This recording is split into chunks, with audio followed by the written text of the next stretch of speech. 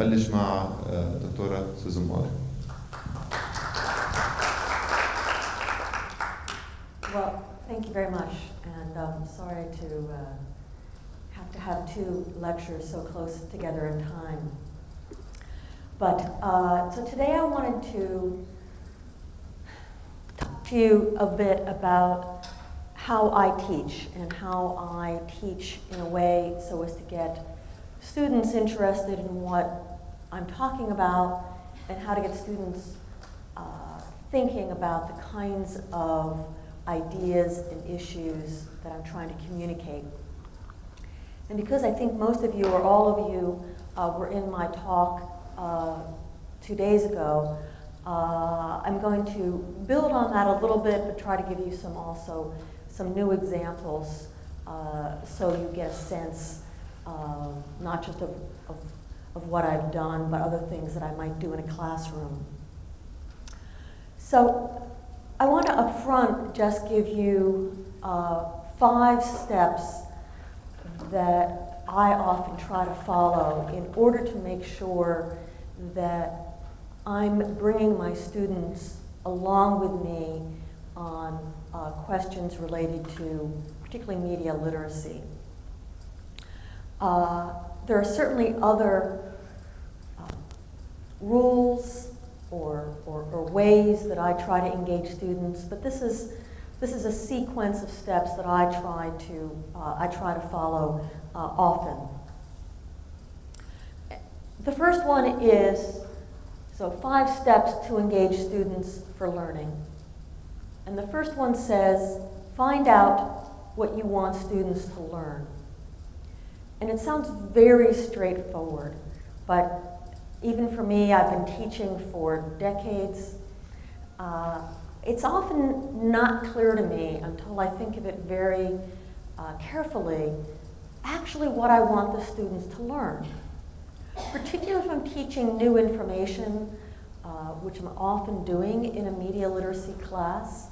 I'm often trying to follow the most recent news, so I'm talking about an event that's just happened, and I want students to wrestle with some of the ideas that relate to that coverage. Or alternatively, I'm talking about a new technology that's come along, or a new skill set I want them to learn. And I can get so caught up in the content of what I'm teaching, what's happened, or that this is a skill set that's they can access on their computer or on their cell phone, that I lose track of really what's important. So for example, if there's a new app or platform or something that's come along, let's say it's something like Twitter, or let's say it's something like Instagram, and Instagram has created a new way of putting out images, a new way of doing stories. I may myself be really excited about this platform and how I myself use it. Perhaps I've started to tweet, or perhaps I've started to create stories using the Instagram platform. But fundamentally, although I do want students to learn how to tweet, for example, or to use Instagram in a particular kind of way, what I'm really interested in is getting my students comfortable with learning about new technologies. So the point often is, I don't really care if they use Twitter in their future. What I really want them to do is not be intimidated, themselves or in the classroom.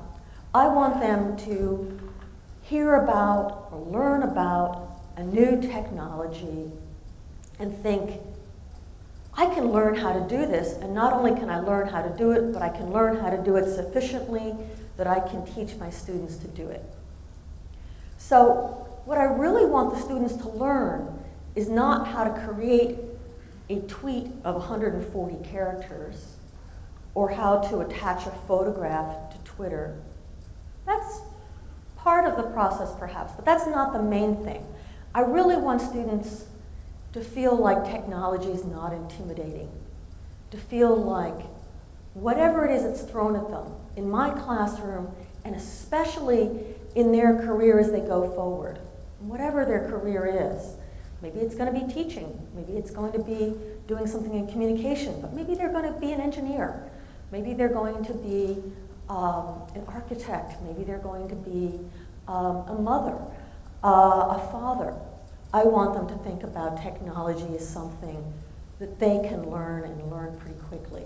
So the first thing is figure out what you want your students to learn. And it's often, as I just mentioned, not entirely straightforward. Give them an exercise so they can discover it for themselves. So it's useful, I think, to stand up in front of the classroom, or if it's a classroom where there's desks and so forth, to walk back and forth and tell the students what you know. Maybe about an issue, maybe about an event, maybe about a theory, it may be about new technology. But they're really not going to take it in until they make it their own in some kind of way. You all probably know that students learn differently, that sometimes, and maybe you can identify with this yourself, some people learn because people talk to them. They actually do learn by hearing things. Some people learn by reading. Some people learn, like I do, by looking at images. But a lot of people learn best by actually doing something. So even if you're teaching content, and I'm trained as a historian, so I'm very interested myself in teaching students facts, for example, what happened. Getting them somehow to engage with those facts is a really good thing. It really brings it home. Those of you who are parents probably know this, but something to think about. How can you deconstruct, how can you take apart what you're interested in having them learn in a way that they can actually practice it or play with it? Okay, here's the mother in me coming out. Third one is compliment them on their progress. All right? So students are going to fail. You don't necessarily want them to set them up to fail, but you don't want to keep the expectations really high. But you want to catch them being good. I remember when I was pregnant with my first child, and a very wise older mother told to me, it's much more effective when you're raising children not to punish your children, or not to yell at your children. Not to punish your children, or not to yell at them when they've done something wrong, but to catch them when they're doing something good. They've said please, they say thank you, and you respond, oh, thank you for saying thank you. I really like that you said please. I really like that you brought your dishes to the kitchen. I really like that you let your grandmother go first through the door. Whatever small thing they did, catch them doing that and tell them that you're appreciative of it. Well, the same thing is true in a classroom. If you have a student who's made a point, and maybe some of it's not so great, you think they're maybe on the wrong track, but maybe they've thought about the question in an interesting way, or they do have a good idea. Be sure you tell them, that's a great idea, or that's a good start. Now, where's another way you could go with that? All right? So compliment them on their progress. At various steps, and obviously at the end, you want to summarize what they're learning. So as they move through the sequence that you've set up for them, say, well, all right, so here's what we've just learned. Let me see if I can repeat back to you what you just said, because I think I want everybody to hear it. So you're going to continually making those kinds of observations to your class. And finally, I know I don't learn just by hearing things once or seeing things once, but I learn by doing things and hearing things and reading things multiple times. So it's particularly when it's a complicated issue or theory or skill set, if you can not just set aside time to do it once, but you can set aside time where you're going to have students encounter it multiple times, and ideally in multiple ways. They're going to hear it, maybe they're going to see it, maybe they're going to practice it, maybe they're going to practice it again, maybe they're going to teach somebody else. Maybe you're going to have a little team put together and the students are going to teach each other. That's really the way that they'll be able to leave your class and be able to really own, to really feel comfortable with whatever the skill set is, whatever this argument is, whatever the theory is, whatever the concept is. All right. So over the course of the next hour or so, I'm going to go through some exercises, and I'll perhaps refer back to a little bit of what I did in the previous lecture. So let's hypothesize that we're all in a media literacy class, and it's very early in the semester, and I want to teach the students that they need to be critical, they need to be thoughtful, they need to be mindful of what media they're consuming and what the ideas are in that media. And so the lesson I really want to communicate is this one. We live in a world erected through the stories we tell. All right. And that's by media critic, an American media critic named George Gerbner. So I might go out to my students and I might say, who can explain this sentence for me? Who can tell me what this means? And I might not just stop with one person reframing the sentence, but I might ask multiple people to reframe the sentence. So someone might say, well, maybe the critic, maybe George Gerbner is saying, we shape how we see the world. But the way I see the world is different than the way he sees the world. But I often start with the goal. What I want them, where I want them to go, what I want them to learn.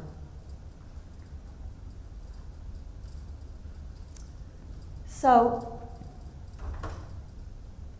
sometimes I start with this very simple exercise, and I say, now I'm showing you the answer, but I wouldn't be showing them. So it'd say, what does courage mean to you? And before I would put this up on the screen, I would go around the world, I would go around the room and I'd say, what does courage mean to you? What does courage mean to you? And someone might say, courage is standing in front of an audience and speaking.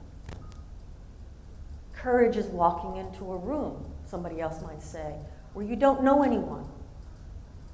Courage is fighting. Courage is being in a military and being willing to fight for your country or for your beliefs. Somebody might say, courage is being a mother. But my guess is if I had asked you before I put this up, a lot of you would have different ideas of what courage is. This is actually from an ad. It's actually a bank. They often appear, the series of ads by the bank HSBC often appear in airports, where of course you get a diverse number of people going through an airport. And they're coming from various different backgrounds. And of course they're coming to the idea of courage in different ways. So in this instance, if you think of courage as public speaking, as the picture on the left comes across, Maybe you're always been scared of public speaking. This will resonate for you. If you think of courage as doing something risky, this is bungee jumping, jumping off a cliff or into the water, then this is going to the middle picture is going to resonate for you. If you think of courage as surviving, is going on after someone's died, then that last image is going to resonate for you. So finding a way to make it clear that first quote, all right, we all see the world through the stories we ourselves tell. Asking students up front, what do you think courage is, and showing them different ways might be a way of doing it. Here's another similar image. And I could have shown, rather than giving people a word, I could have given people just the plain image, and I actually often do. So I'll just give a picture, an image of a bald head. And I'll say, what do you think? And you might say, cancer. You might say, a soldier. So cancer, survivor. You might say a soldier, you might say a style. Somebody's losing his hair, he's shaving his head, it's a style, right? Again. So first I'm entering it by telling somebody a word, then I'm entering this idea of telling different stories, coming to the same idea, but through different ways, through a photograph. All right. Very often, if I'm even in a history class, but certainly in a media literacy class, if I want students to understand a concept, I'm often trying to come up with a story. And as you saw a little bit in my lecture on whatever day it was, Sunday, I'm often deconstructing a story. So I had you on Sunday tell me which photograph you would use to start a story about a terrorist attack, for example. And what I did in that instance as a teacher is I knew how the media, or that particular media outlet, covered that terrorist attack or covered that refugee issue. So what I did is I took that piece of media and I took it apart. And then I fed it to students in pieces. And I had them go through, as I had you go through, the same process the media did. What's the thought process behind choosing which photographs? What's the thought process behind choosing a headline? Why would one news outlet do it differently than another news outlet? Wrestling with those questions helps students understand how media is put together, and also helps students, in a content way, understand what might be important, or understand what part of the story the media is not telling.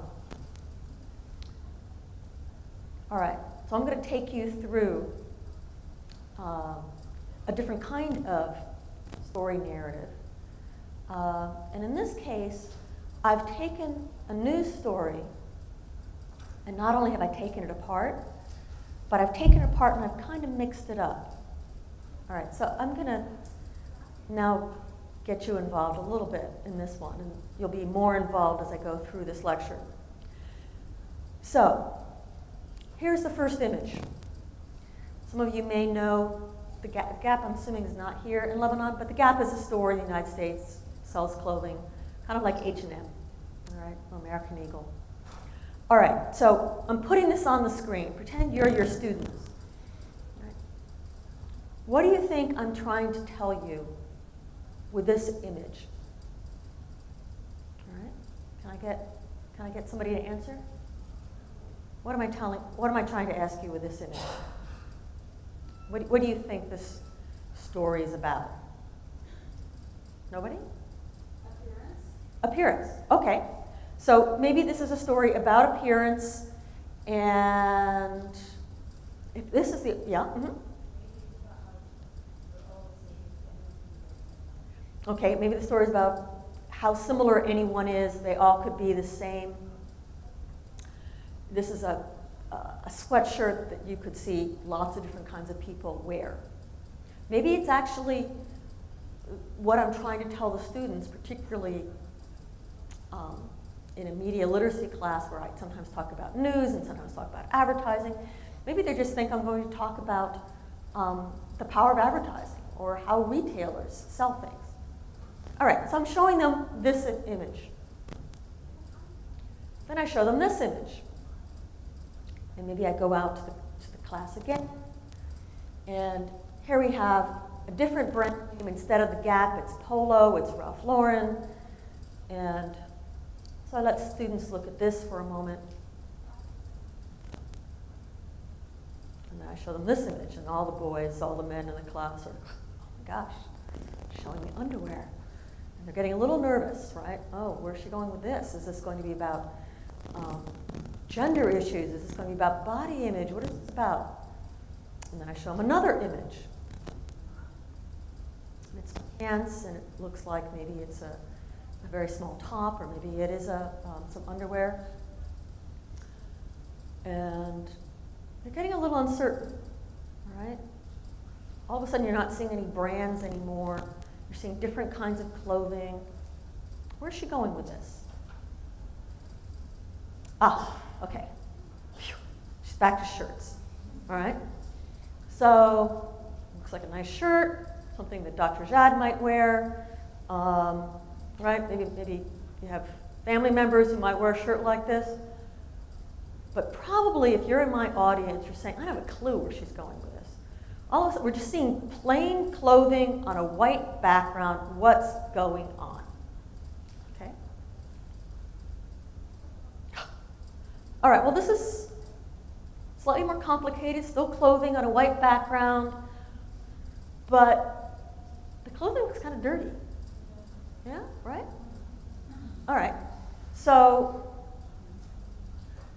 what are you thinking now?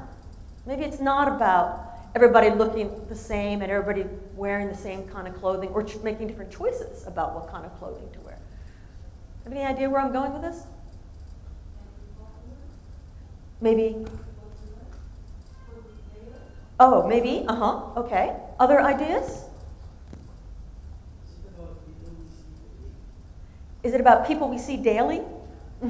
Well, it could be. Yes?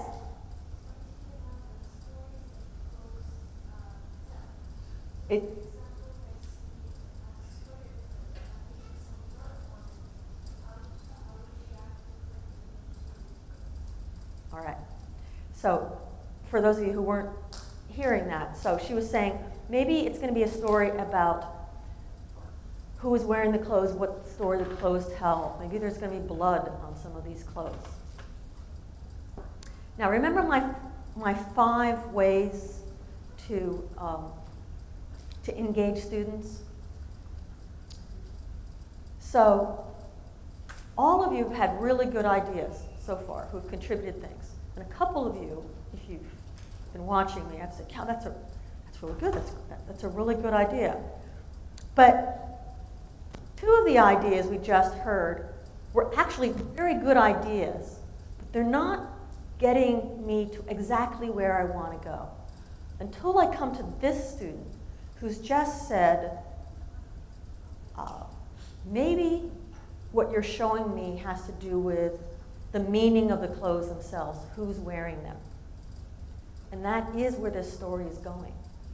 And so I said, wow, that's a really great idea. It's a really, really keen observation. Everybody hear that? Now keep that in your mind as we keep looking at images. So what I've done is I've validated what you've said. I have suggested that this is worth you looking and considering too. And so all of a sudden, for the next pictures I'm going to show you, you're going to be seeing it through the lens of what this fellow student just mentioned. All right? So now I'm going to keep going through the slideshow. Now, it would have been very smart if someone had seen this picture and made the comment that your colleague in the back made. But she made it even before you got to this. Now, it's pretty clear by the time you get to this that these are clothes that are not new, right? They're not artificially distressed, as so many people wear jeans now with, even I, with holes in them and so forth that look like you know, you're just, you've personally yourself worn them in. This clearly looks like a set of clothes that maybe came off someone who didn't survive whatever happened. And now, everyone in my class is beginning to think, okay, I think I'm getting this. I think I'm getting this. And I'm going to go through the rest of my sequence of slides. And you can see what I've done as a teacher. So I've taken apart a photo essay, and I've arranged it actually in a very different way than the original photo essay was organized.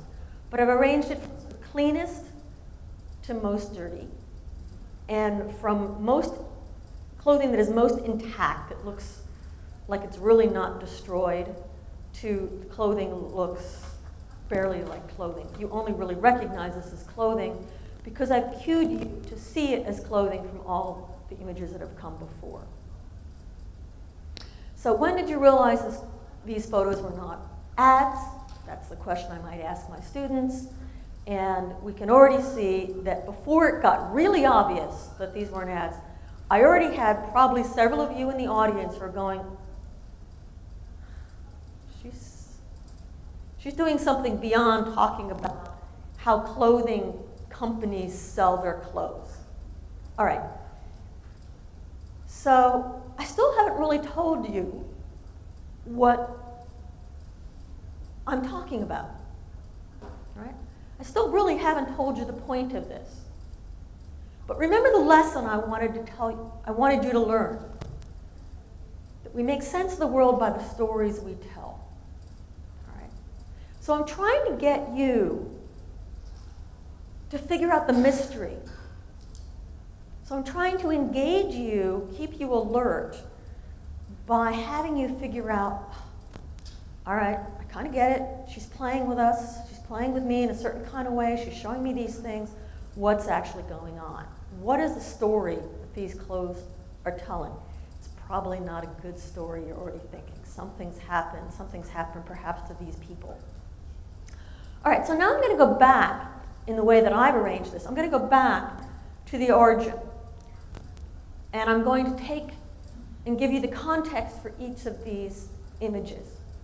So here's the first image. It's actually an image that I found and then I put into this journalistic photo essay that is actually from the clothing company, right? And here you see it. You can order it online. It's on sale. You want to get it, you can. And then I show you the next one. And all of a sudden, with this image, you get what's going on. So what it says up there is the last outfit of the missing. Date found 27th of December, 2012.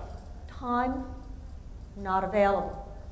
Location, next to a river in the village of Soyapango, San Salvador. Right, that's in El Salvador, that's in Central America. Gender, female. Age, between 14 and 17 years old. Time of disappearance, by which they mean the woman who was wearing these clothes, not available. So all of a sudden, without my even having to go through the rest, although I will, you know what's happening. Now I go back to that underwear. It's actually from the New York Times magazine, showing some clothing you might want. Now I'm back to the last outfit that's missing. And again, in each case, it's giving you the statistics about the person who was found wearing these clothes. Back to the retail outlet online, back to the individuals who are wearing these clothes. So this photo essay, not with the retail products shown, but just with those last outfit of the missing pictures, won a major award back in 2014.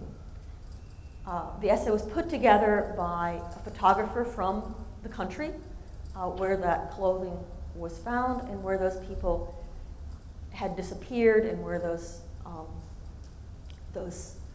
teenagers essentially were all missing. So it was a very powerful way of, and he was recognized, it was a very powerful way of telling the story of those people who had disappeared. And he got the idea to tell the story in that way. Not just because he didn't want to show blood and gore. And you may remember on Sunday we had conversations when we were looking at some of the photographs from terrorist attacks of, how graphic do you show photographs? Do you show photos of dead? Do you show photos of blood? He was prompted to create this essay, not just because he wanted, he was concerned about the ethics of showing pictures of the dead, but because Salvador was in a long era of conflict, and people still disappear, people are still go missing, still are kidnapped and killed, and their bodies are dumped. But because often the bodies are found after they could be recognized. And family members in El Salvador who are looking for their missing often go to the local church, to the diocese. It's a very Catholic country. And the church gathers together in notebooks pictures of the clothing the person was wearing when the body was discovered.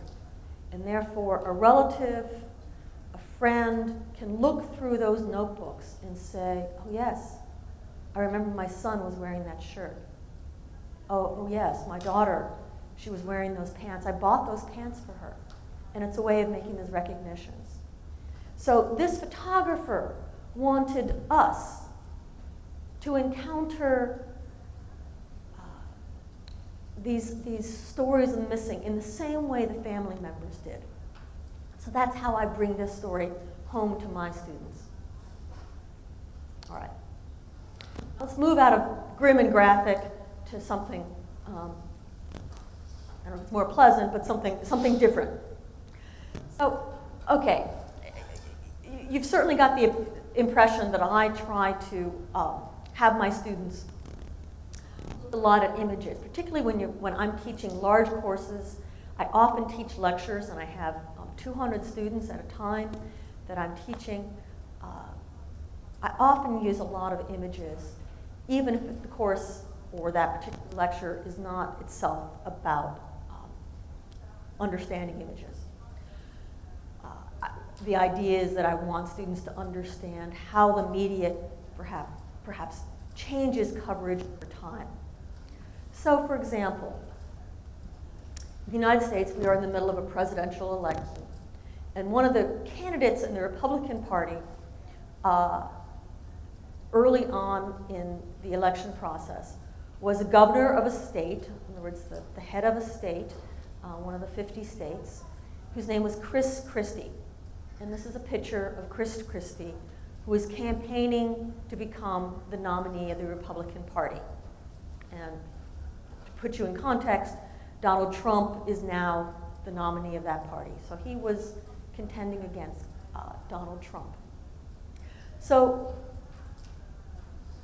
in the process to become the formal nominee for the Republican Party, there's a series of what we call primaries. All right? So every state holds an election to vote on what that state, the person in that state believes should be the nominee going forward. One of the very first primaries in the election cycle is the state of New Hampshire, very small state, and but it's a very pivotal state in the election process because it goes very early. All right, so this was a photograph, this was a story that appeared in a news outlet. It's an online news outlet called 538, on Chris Christie. So here he is in a restaurant, in a pizza parlor, and he's got a microphone, but he's basically talking to everyday citizens like you and me. And so I might say to my students, so what do you think? Is this a positive photograph? And one of the ways I might ask it is, if you were working for the Chris Christie campaign, would you think this was a positive photograph? Would you like this photograph? So let me ask you guys, do you think this is a positive photograph? Do you think this puts this candidate in a good light? What do you think? No? You don't like it? No? How come? It's not, yeah? Looks a little angry, shouting. Okay, all right.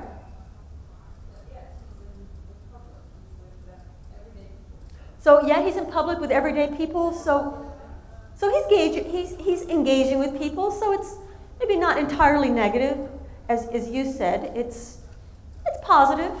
He's not the most handsome-looking man, right? But you know, it shows him trying to persuade them, intellectually engaged. Right, okay, so we're feeling, you know, not wildly positive about this, but feeling it's probably a pretty photo. All right, so this is before the New Hampshire election. This is immediately after the election. Photograph of the same candidate.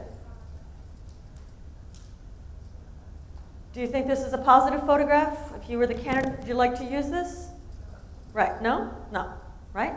It's really not flattering, right? He looks,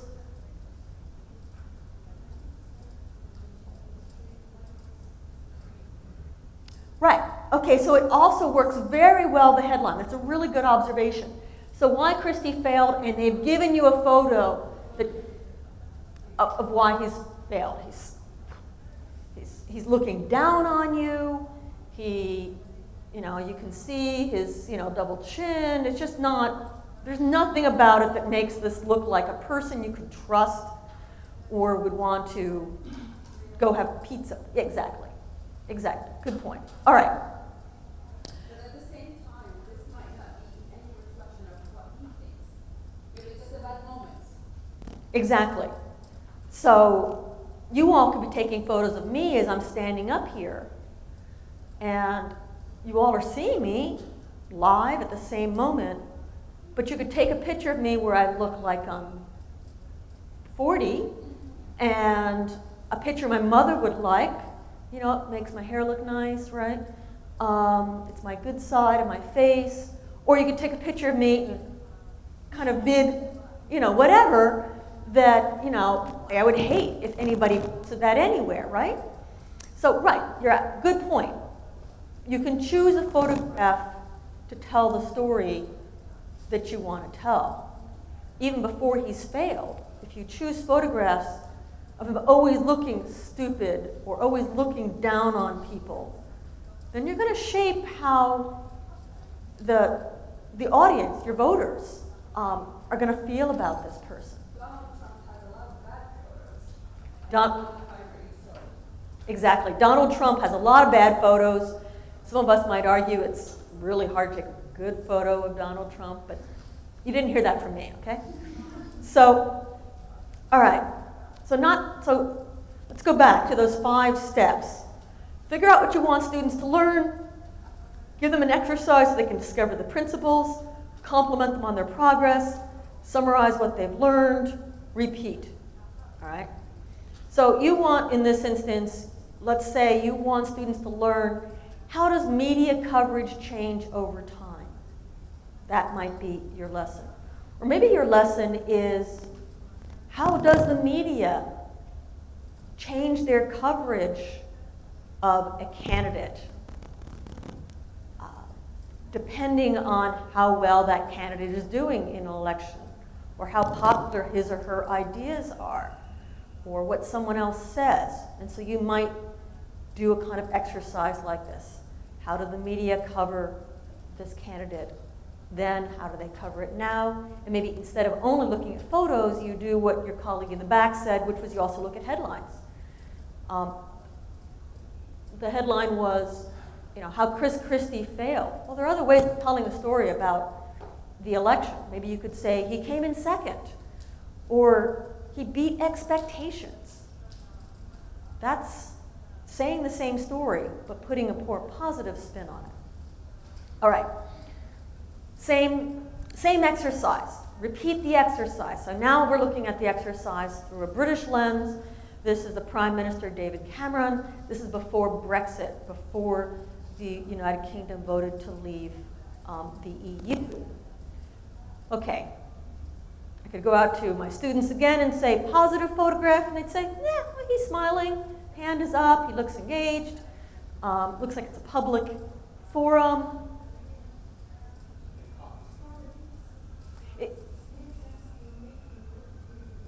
Right. Okay, so she says it's from the BBC, which it is. It makes sense for them to make him look really good. He's the Prime Minister, and they get some funding from the government. So yes, you'd expect them to look good. And it would be very interesting, actually, if we had time, for me to pull out from you more of these good ideas you've just had. So why do you think the BBC would want to make the Prime Minister look good? And maybe you would say, well, I'm not real sure. Or maybe you would know about that there was some funding issues there. Or maybe you would think the BBC is more liberal or conservative in its own politics. All right. This is the BBC, same news outlet, on the Prime Minister following the vote. All right. So his party lost in the choice.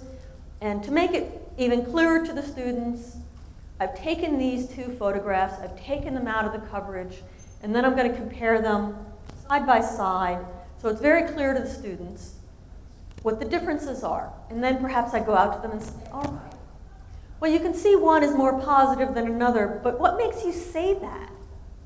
And what I want them to get at are ideas such as he's looking up or he's looking down. He's smiling, he's not smiling.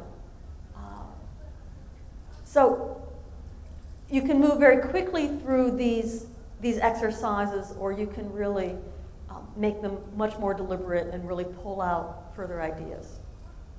All right, switch off ideas for a second. So I'm guessing that some of you, being teachers in the room, have come across the observation and the studies that have been done about what turns up when you search in Google or whatever search engine you use, right? So the lesson you want to teach your students is, as it says here, how fair and accurate is Google's search? So if you put something into your search engine, you're looking for something on Lebanon, you're looking for something on Beirut. How fair and accurate do you think that first page of search choices is? How do you get your students to think about that? Well, you can do Google search as in typing into the search bar what you're looking for. But I'm going to first show you the example of what might come up with Google Image, which of course is also a search engine. But it's a search engine that's searching through images. All right. So I'll tell you now, most of you don't have computers, but you could do this. I was actually doing this last night. So we're going to go into Google Image Search, and we're going to search for the word beautiful. And I want you to, I might say to my students, and many of them would have their laptops or their cell phones, and they could do it along with me. So Google image the search, beautiful women. And I would wait for a minute, or it would come up, and I would hear some boys go, oh, ooh, and one would go, oh, right? Because what they would have seen is some variant like this, right? This was a search that I did. I searched beautiful women. That's all I put in. And as you can see, it's not a full universe of women who are out there, right? So you can do it either by putting it into the search bar at the very top of the screen there, and then you can see some previews of the first 5 images. And they look, to me, like they're rather from porn sites, actually, right? And you can go on, and you can see, even though I put in beautiful women, already I'm coming up with sexy women, right? All right, so I'm moving through it. So in other words, this little exercise, beautiful seems to equate in this search engine with unrealistically perfect ideas of what women should look like. And there's definitely a clustering of women who have certain kinds of faces, who are a certain age, and they're dressed in very revealing clothing, and they're posed in very revealing ways. All right, so what could be a next step in your student's investigation? So maybe you start with that word, or maybe that's something that you end up with. How to lose weight, all right? So you could do something like that. Where I went, as I was putting this slideshow together last night, I thought, okay, we're in the middle of the Olympics. I was on my computer, was coming updates of who was doing what on the Olympics, so I Googled women athletes. And so we have famous women athletes above, from tennis players to car drivers and so forth. But look at the images of them. You know, they're all athletic women, but they're all wearing very skimpy athletic outfits. All right. So now I'm beginning to see that maybe Google Image is not giving me a fair and balanced search. Maybe I don't typically Google women athletes. But now that I am, I'm seeing, that's not what I meant when I was thinking women athletes. And so maybe if I'm searching for, I'm Googling Beirut or I'm Googling Paris, am I getting a similarly distorted view of the world that way? But here I've Googled Asian women, right? And if you're working with your students and you put in a Google search, you can imagine the kinds of conversations you can have with your students. What are some of the clusterings? Well, you're seeing women all of a certain age. You're seeing women who all have a certain, I've said Asian. But we're not seeing a full range of Asians. I'm not seeing Philippine women and Chinese women and Koreans and women from Sri Lanka and women from Pakistan, women from Nepal. I'm seeing a very narrow brand of what Asian women are. Same thing if I Google Asian men. Well, you may be able to guess the last 2 searches that I did last night. One was Arab men. This was literally last night.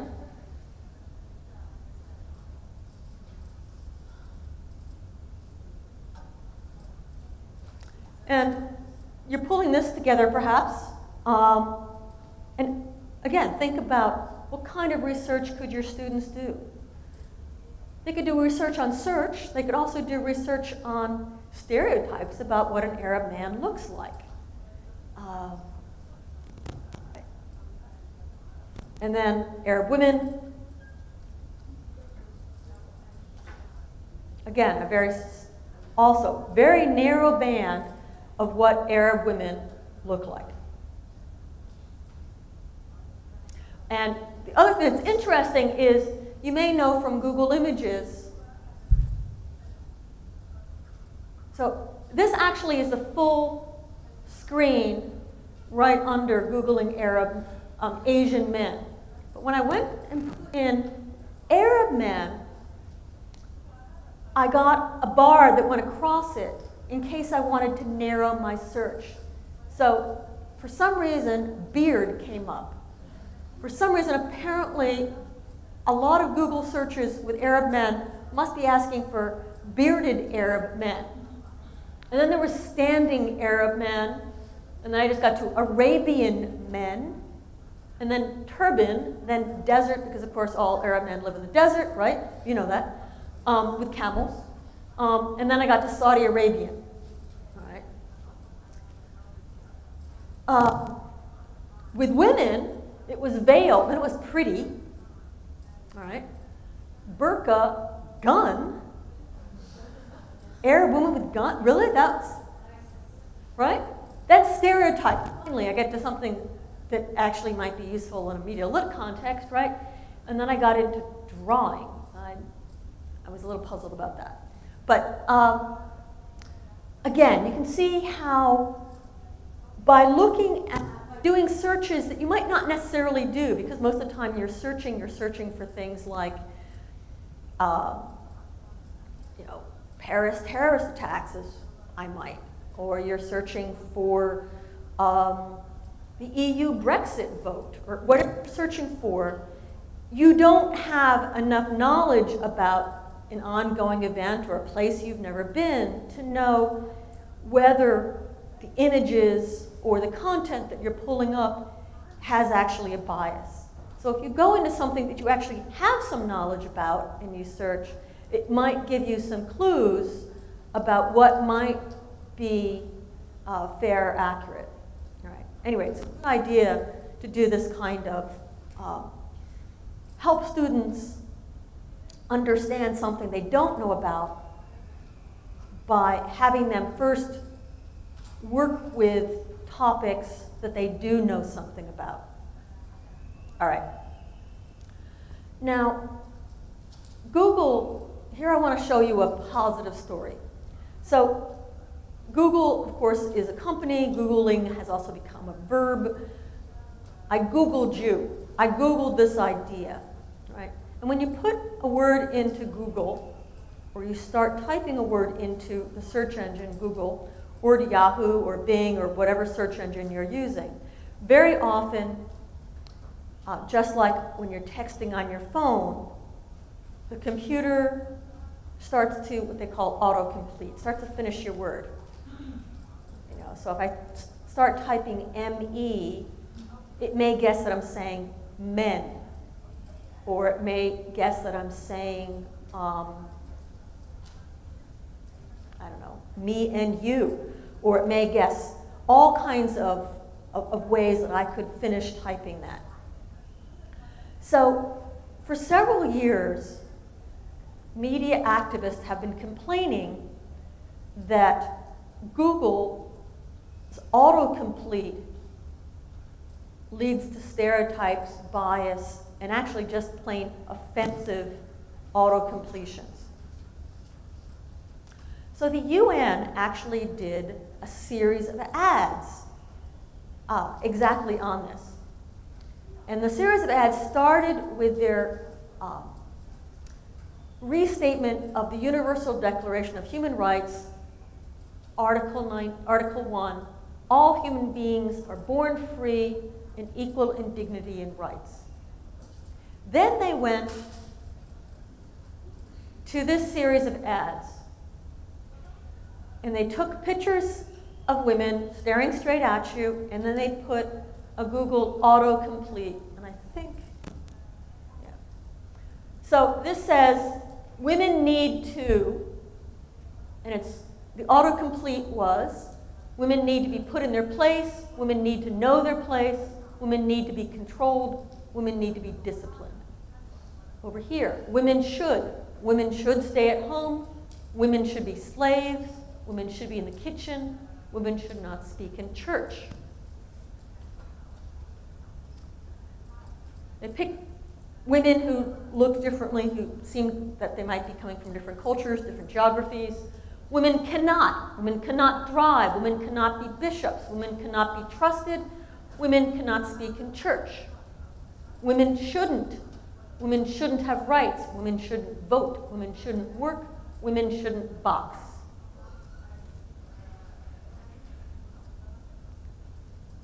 So these are the ones I just showed you. I just made it larger so it's easier to see. All right, so after doing that, I worked with my students And what you're going to see is a series of slides that I literally did in class one day. And I did screen grabs of what was coming up on the search engines. So we put first in men need, and this was autocomplete.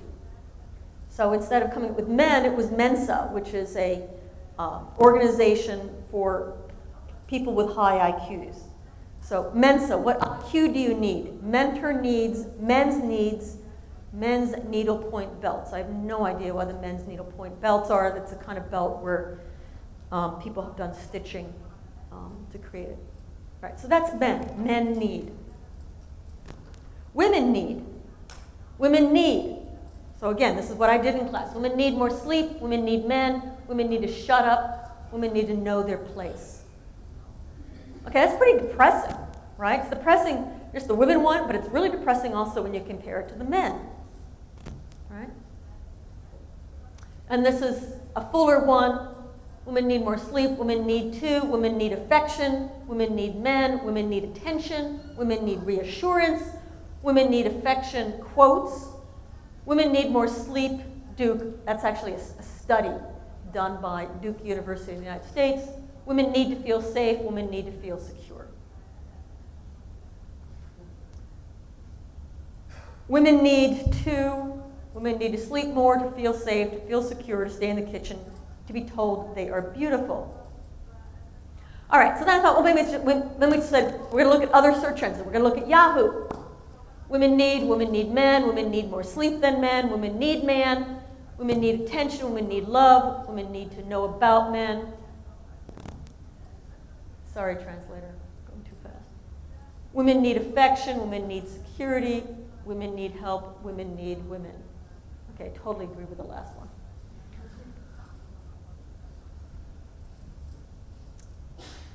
Oops. Women need to. Women need to know about men. Women need to sleep more. Women need to be dominated. Women need to feel. Women need to stick together. Yes, that's true. Women need to be controlled. Women need to talk. Women need to grow up. Women need to be beaten. Women need to be touched. All right, then I went to a third search engine, Bing. Women need to be put in their place. Women need emotional connection. Women need more sleep than men. Women need love tonight. Are you ready? Women need men. Women need two. Women need security. Women need love and affection. Women need to be put in their place, to know about men, feel desired, be pursued, be protected. Women need to die. Women need to feel wanted. All right.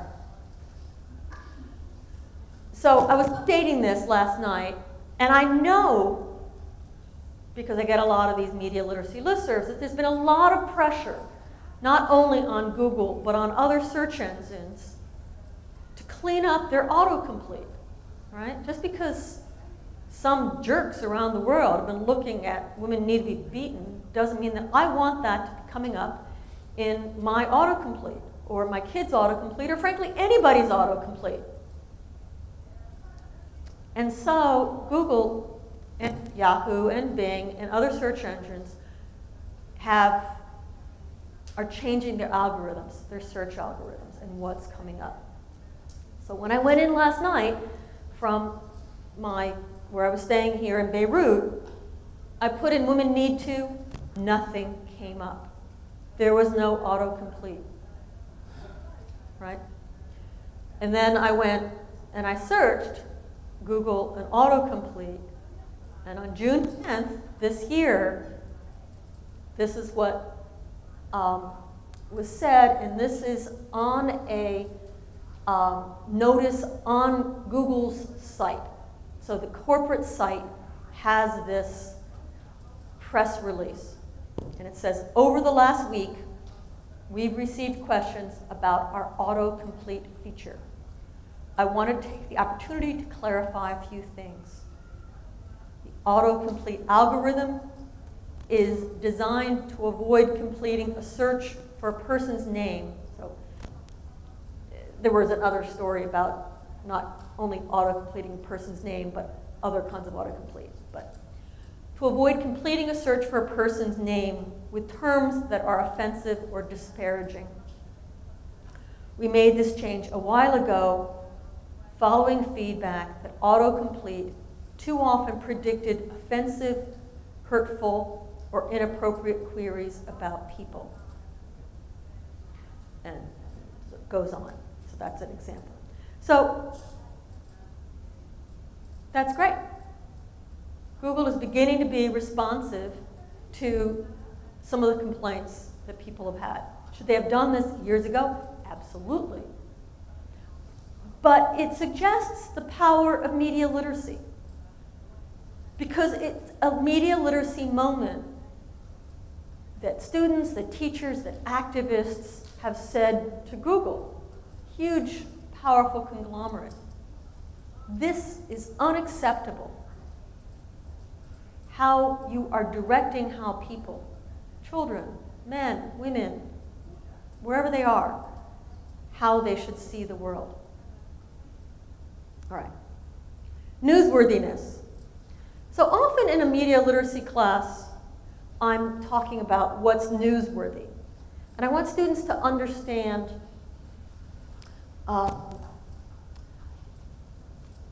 why stories make the news, why certain stories make the news and why other stories don't make the news.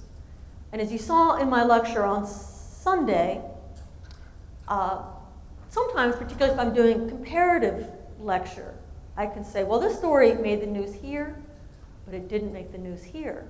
Or it made the news here, it was featured in this way, in this news outlet, it was featured in a different way in an alternative news outlet. Maybe the alternative news outlet is around the world, or it's across town. All right, so this is an exercise that I often do, and I often ask, and often start a media literacy semester this way. So let me read this to you. So I go around the class and I ask each student for a recent news story. One of the things I try to do when I teach is I try to, very early on in the semester, usually the first day, unless it's a huge class, but certainly if it's a small class, I try to have every student talk. There's always people who are more outgoing, people who are very comfortable putting their hands up in public, but I want early on every student to hear his or her own voice. And so I try to create an environment where students are not right or wrong. The questions I'm asking them are not going to show how much they know or how little they know. It's just going to be an opportunity to speak. Because if you get 2 or 3 classes into a semester and someone hasn't spoken, it becomes increasingly harder for that person to raise his or her hand. Because at this point, if several weeks have gone by and they haven't said anything, they think, oh my gosh, I have to be really brilliant in order to contribute. So starting low, starting with expectations very low, but where you're literally going to go around the class, often is a good way to give everybody a voice, whether someone's shy or whether they're outspoken, whether they're very articulate and comfortable speaking in public, or whether they're not the best at putting words together, but maybe they're a good writer. But you want everybody to be able to speak. All right, so I go around, first bullet point, go around and get every student to name a news story. Not a right or wrong answer, I don't care what news story. It could be an important news story, it could be something about sports, could be something about politics, could be something about the pet cat that climbed the tree. I don't really care what it is. You just have to tell me a news story. Then I ask the student why he or she thinks it might be newsworthy. And usually if the student is telling me a story, so-and-so just won gold in the Olympics, they have an idea. Well, that's in the news because the person just won the gold. Or I had a news story because it was a really cute cat that climbed that tree. Or whatever the answer is. I often, not always, but I often ask another student if he or she agrees. Or not necessarily even agrees, but would have something more to add. you think there's another reason why that story about the person winning the gold might be in the news? And that person might say, yeah, because that was an American, or that was someone from Lebanon. It's our home country that won the gold. All right, and then as students are talking, I keep a running list of what students have said. Now, I have a list in my head, or I have a list on a cheat sheet on my desk, of various components of newsworthiness. And what I'm trying to do is get the students, rather than have me say, all right, these are the 9 ways, or these are the 8 ways, or these are the 10 ways, how media decide what's news. In which case, no one's going to pay attention to that. They might take pictures of the screen, they might jot it down, but they're not going to remember it. But if I go around and I have them discover those ideas, I'm much more likely to have them remember it. So we're going to do it here. All right? So I'm going to literally ask you guys for newsworthy stories. What do you think has been in the news? I guess I could, where am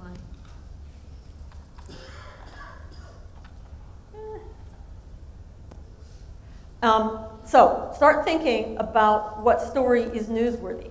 Oh, by the way, the other thing that I do, actually, I was talking to some high school students here yesterday. You guys were all in your workshops, but I gave another lecture to just high school students. And I went around first and I got all their names. And I told them that I was not going to wait for hands to go up, that I was going to call on them. And sometimes I went down a row and said, okay, you, and then you, and then you, and I might have told them, after he goes, you're going to go, so start thinking. But I also told them that I was not going to necessarily take people with their hands up. And that can be also kind of freeing. The person who always have their hands up so often that everybody else in class is rolling their eyes, here he goes again, right? So tired of hearing from that student. You can kind of ignore because you've set up a situation where you're not always going to go to the person with a hands up. You're going to be going out to people who are more quiet. It also gives people who are quiet an opportunity to speak. They don't want to put themselves forward, but you've given them the opportunity to say something. Particularly if you're not going to say, no, that's the wrong answer. Particularly if you're giving them a very open-ended question where there is no right or wrong answer. You're just asking for their opinion, and again, it's in a non-controversial setting. So I want you guys to tell me about current news stories, and I'm going to write them up here. All right. So since I said that I'd start to call on people, I'm gonna call on someone. Start with a woman here. So give me a news story.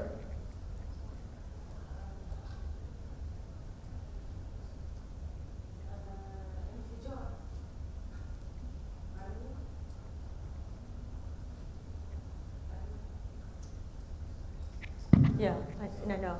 So that one's not working.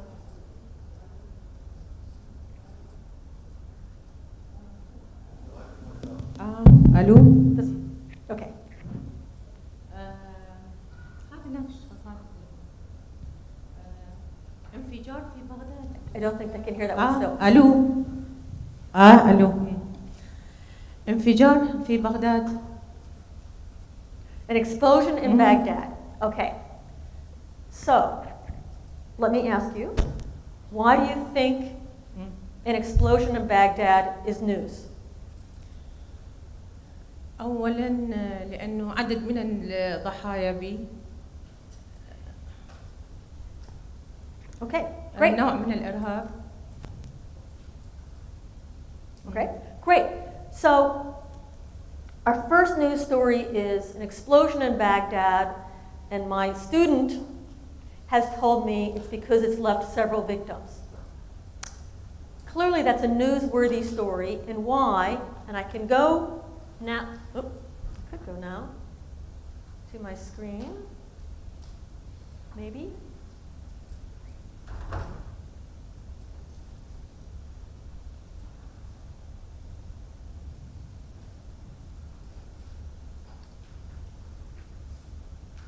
Why is my screen not coming up? There we go, great. Okay, so I can go to my screen and I can say, I really liked what you said, I really liked your answer, and you're absolutely right. Because people died, because it was an explosion, that is my newsworthy item number 6, which is controversy. Oops, that's number 4. I'm going to move it down to 6 here.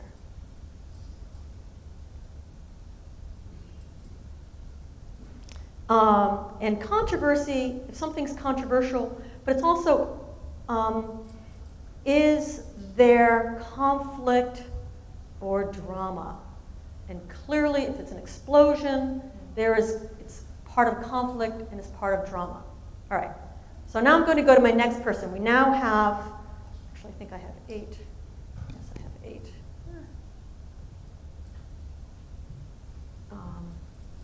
Okay. So I need another news story. So I'm going to go to the woman right behind you, and then next I'm going to go to the woman next to her. So you get ready, okay? All right. ارتفاع أسعار الكهرباء في مصر. Terrific. Okay, so the electricity prices in Egypt, and why do you think that's news? أعتقد إن هي مهمة بالنسبة لكل حد فينا، لأن الأسعار بتمثل لنا مشكلة. أي ارتفاع في الأسعار بيمثل لنا مشكلة. حاجة touched أوي. Absolutely.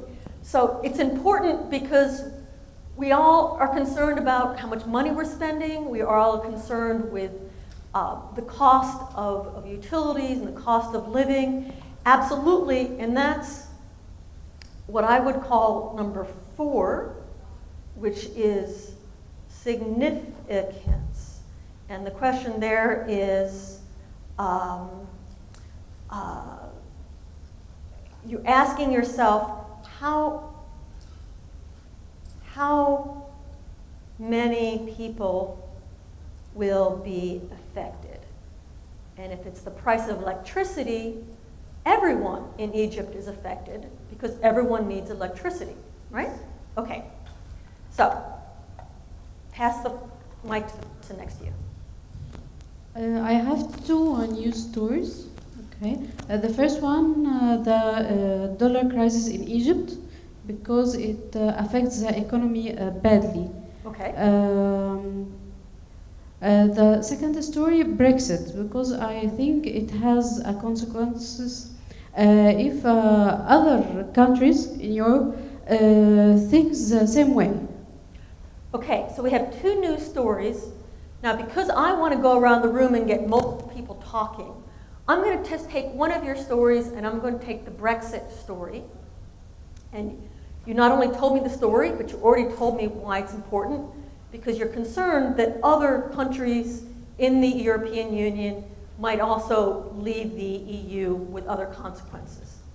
So clearly that relates to significance, which you already have up there.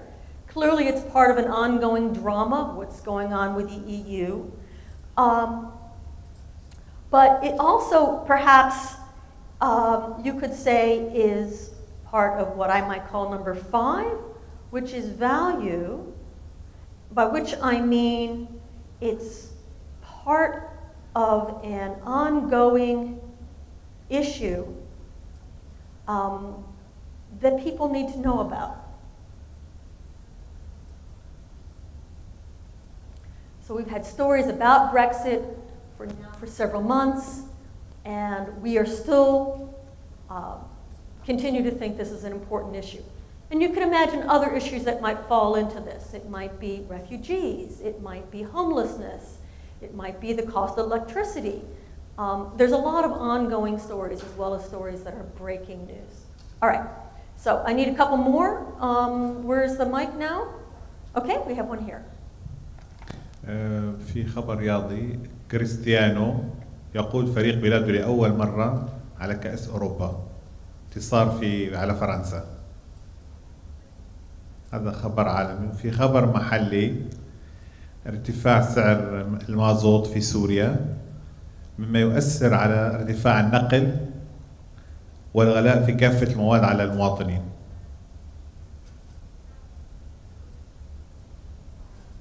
Okay. So again, two great stories. We have a sports story, an economic and political story. And I might take the sports story to finish working on my newsworthiness outline here. And I might say, one of the great things about sports stories is,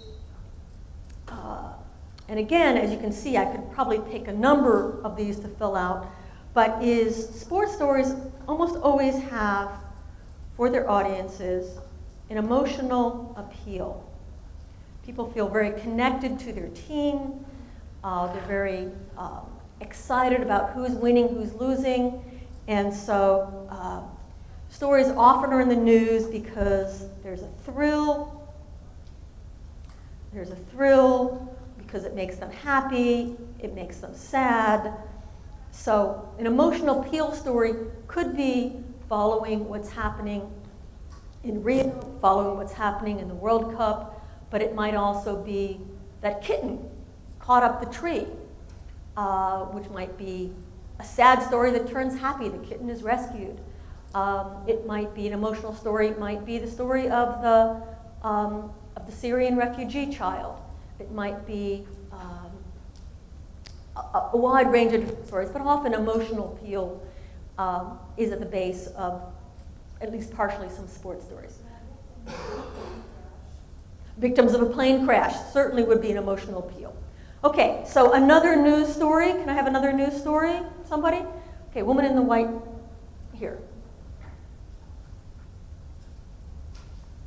ممكن نحكي عن أسعار النفط، انخفاض أسعار النفط وهبوطها وكيف أثرت على السياسات الاقتصادية بكل البلدان وعم بيحاولوا إنه يجتمعوا ليتوصلوا لاتفاق. وشغلة تانية يمكن هي for entertainment اللي هي البوكيمون جو، إنه كيف صار وآثاره وأضراره وكيف انتشر بطريقة كتير فظيعة. حتى ممكن ترامب وكلينتون استخدموه لحملتهم الانتخابية يلاحقوا اللي عم يلعبوا ويخلوهم يدخلوا حتى ينتخبوا حدا منهم.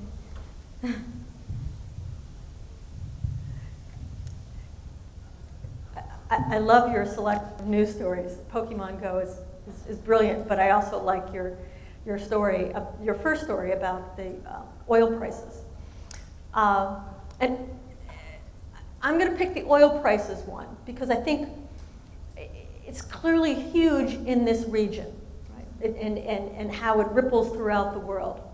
And so one of the key questions that news outlets ask is something newsworthy, is not just how many people we affected. Absolutely, it's a huge issue, so it's very significant. Absolutely, it's part of an ongoing issue, but it also relates to what I'm going to call proximity. Proximity, which is the issue or event, is it close? And that could be both geographically or psychologically. So in the instance of oil, obviously it's geographically close. There are, within this Middle East region, there are, of course, a lot of oil-producing states.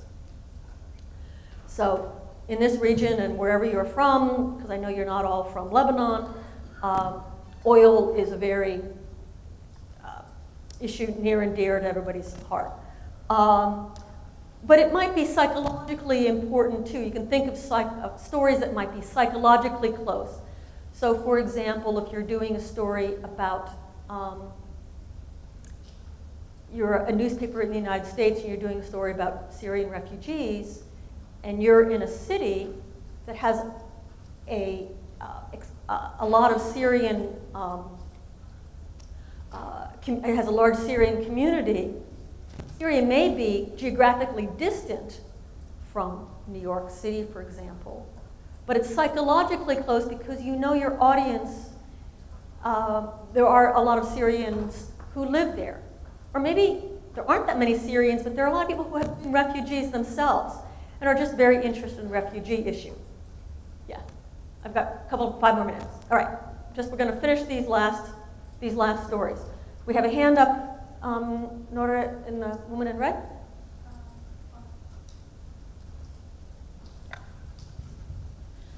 بلبنان صار في كذا حالة لقتل رجل قتل مرته. فبتخيل هيدي النيوز لأنه نحن بحالة لنعدل القانون نشدد عقوبة القتل بهيدي الحالة لأنه عم يظهر الرجال دغري يعني ما عم يتحاكم شيء لأنه القانون ما بشدد له العقوبة فبحاجة لنشدد العقوبة القتل.